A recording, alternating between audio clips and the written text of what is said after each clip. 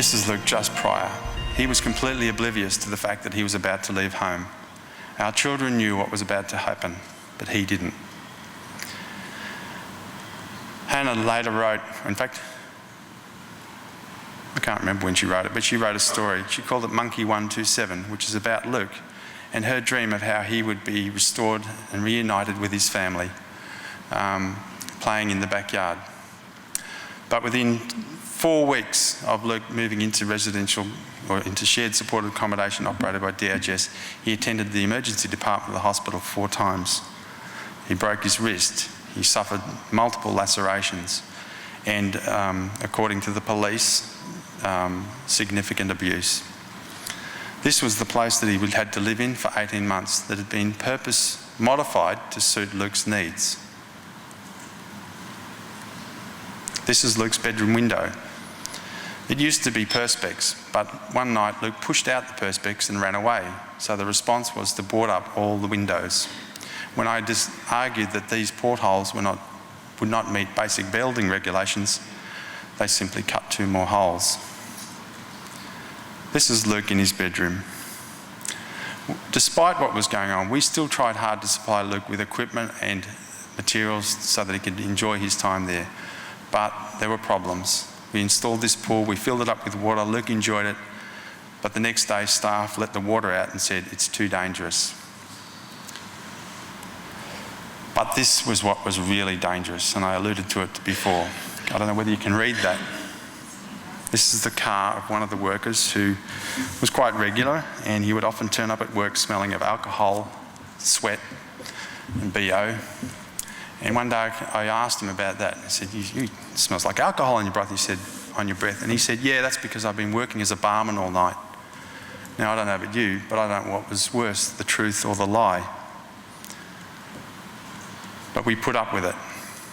Eventually, DHS moved Luke to a newer house that had been purpose-built for people with autism and challenging behaviours. It was a much nicer place, had a big backyard, 4-metre high fences so no one could run away. But it wasn't long before Luke was being locked in his own, what was called his area.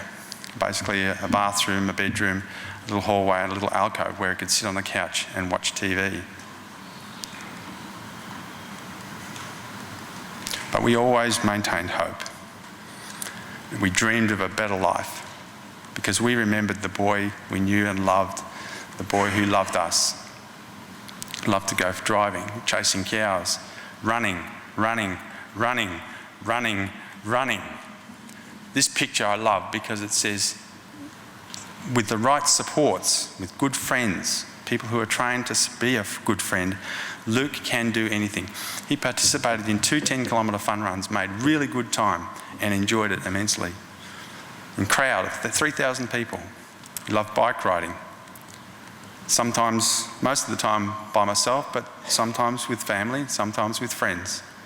That's his brother Joel on the right. He loved the beach, loved the beach. Hannah would love to sit and do puzzles and make wooden models with Luke. Sometimes we'd have good visits, but not always. This is Luke with his mum at the Crescent. When we come to 2005, despite the nice and new environment, we were determined to get Luke back into his own home, closer to home. So we bought the house next door. I'm going to hurry up now. We even got Ray Martin involved, and he ran a story, Out of Control, came to Greenock, got people involved at Parliament. We met some really nice politicians there who are still good friends today. 2006, we had to put everything, all our plans about Luke getting him back into his own home, close to home, on hold because Ellen developed cancer. By the end of 2006, her cancer was in remission. 2009, Herald Sun came along and said, look, this is disgusting what you're living through. They wrote this story. Cut a long story short, some people from New South Wales read the story, came down and said, we want to meet Luke. And they were just amazing. And I'm going to have to skip through all these slides because I've run out of time. So we took the emergency exit. That's what that sign actually says, emergency exit only. And Luke went to New South Wales with these people. At first, it wasn't going to happen, but again, with the ABC's help, they ran a story on Luke. They showed images like this, Ellen with Luke. People talking about the problem, people talking about how they were going to fix the problem, me crying, Luke smiling. This lady saying that government has just agreed to let Luke go to New South Wales with a big packet of money. 2010, Luke moved to New South Wales, and their first priority was, and still remains, to get Luke to learn to trust us. And they worked really hard at it. They went through some terrible times, but it was a beautiful place. And within a few months, and this is where probably a good place almost for me to stop, Luke learned to live at peace again. He was happy. He had good friends. I mean, real friends. These guys were just country guys who had no real education. They became his best friends. They learned how to treat him and how to teach him to do things as simple as giving his mum a hug. Loved the bit. I'm just going to flick through this now. They even let him wash his car. Good friends, going for drives in the ute, just sitting down reading the newspaper. He was happy. 2011, of course, we couldn't leave him in New South Wales. We had to bring him back to Victoria eventually. So we ended up buying a farm in Bendigo. Beautiful spot, still there, and that's where Luke is today. That's the view from the kitchen window. Anybody want to buy it? I'd live there myself, and that was our criteria. If you pick a house for someone with a disability to live in, you've got to ask yourself, do you want to live there? If the answer is yes, then that may be an appropriate place to live. We got friends together. It was hot. There was a lot of work to be done to make this place safe, not just for Luke, but for the workers that were engaged to work in his house. So with a bit of help from the neighbours, we dug a big hole and we put a lot of dirt up around the house to make the exits from the house level. It was a safety risk because originally there were steps leading down to a sloping path and it had to be flat. We redid all the concreting, all the pathways with the help of friends. We renovated inside. We built a bathroom, ensuite, office and bedroom for the staff. Eventually the house was ready. That's how it looks in the winters. Ice on the grass. Inside, this was Luke's home. A large 2-bedroom house. That's his bedroom.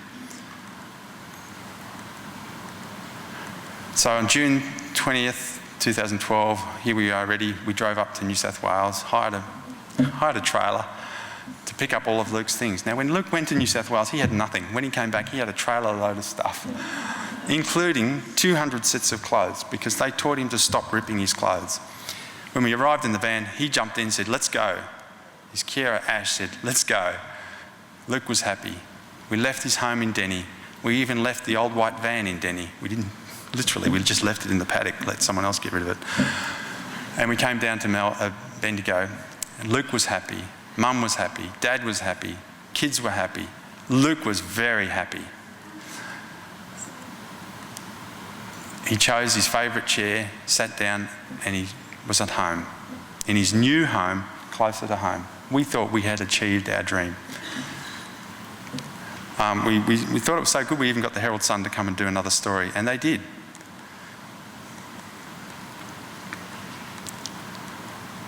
Enough room to fly a kite, watch the birds. This is the story that was published in the Herald Sun last year, Saving Our Luke. And this is Ash Werner. I've got to tell you about him. If nothing else, I want to encourage people to see themselves as a friend. You know, I don't care who you are, what your abilities are, be someone's friend. Ash was Luke's best friend. Ash was keen to help. Here, I've got work to do. I've got to dig this hole and fill it up again, as you do on a farm. And you might say, hang on, he's Luke's carer. He's there by himself with Luke. Where's Luke? Luke is happy, lying in the grass, singing to himself. And I have to say, this is leadership, because Ash is not just helping me, he's helping Luke. He's showing Luke what normal life is like. After I took that photograph, Luke picked up a shovel, started shoveling dirt, filling in holes, shoveling gravel, filling up the wheelbarrow, mowing the grass, hoeing the garden. That's leadership in friendship. Everything was going great until in 2012, December, Ash Werner, superhero, you've heard of John Hancock, the movie, he's just like Ash. Ash Werner died at home as a result of complications of sleep apnea and asthma and, what was the other one? Reflux. So we lost our key carer, Luke's best friend. Best friend, best friend. Here's Luke talking to his mum on the phone, something that Ash taught him to do. Luke with one of his best friends, Akira, actually Megan from the earlier photographs, the girl who taught Luke to count to 10. Ash doing what he does best, making other people feel relaxed and happy. That's a good carer.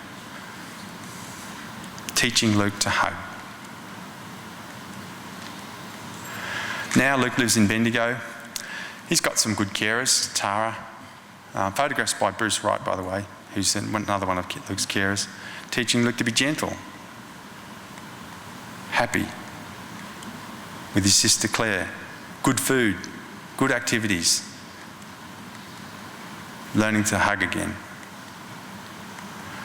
What's the future? Luke's got no idea. Hey, that was pretty good. I didn't set that. Was that you or me? I think that was my phone. Accident. Somebody sent me just a message. What's the future hold? Don't know. Luke can be happy with good friends and good supports. At the moment, things are not going so well. We're in a bit of a hole, and that's probably what that message is about. But we still have hope because we know what it takes to support Luke. We know what it takes to keep him happy. And it comes down to good friendships, good relationships, and making sure that those people who choose to be Luke's friends are well equipped with the best strategies possible. I sometimes say 5 things you need. You need money, you need a good management system, you need a place to live and places to go, you need a raft or a suite of things to do and things to look forward to, and you need people. If you've got those 5 things, you've got a good chance of living a good life. A couple more slides to go. I know I'm over time, I'm sorry. This is happy Luke. It keeps me going. He's not an animal. He doesn't deserve to be locked in an institution. This is what we strive for. Luke, living in his own home, close to home, as a much loved and respected member of his community, spending time with his family. And in the future, celebrating as we have been able to in the past. Here's Luke sitting at the table with his family, his grandma, with Hannah, with the rest of us. Luke picks up his glass, and this is my closing remarks to you. He said, God bless every one of you in the work you do. Thank you for coming. Thank you for doing the work you do. Thank you for supporting people like my son, Luke. Thank you for helping families like mine.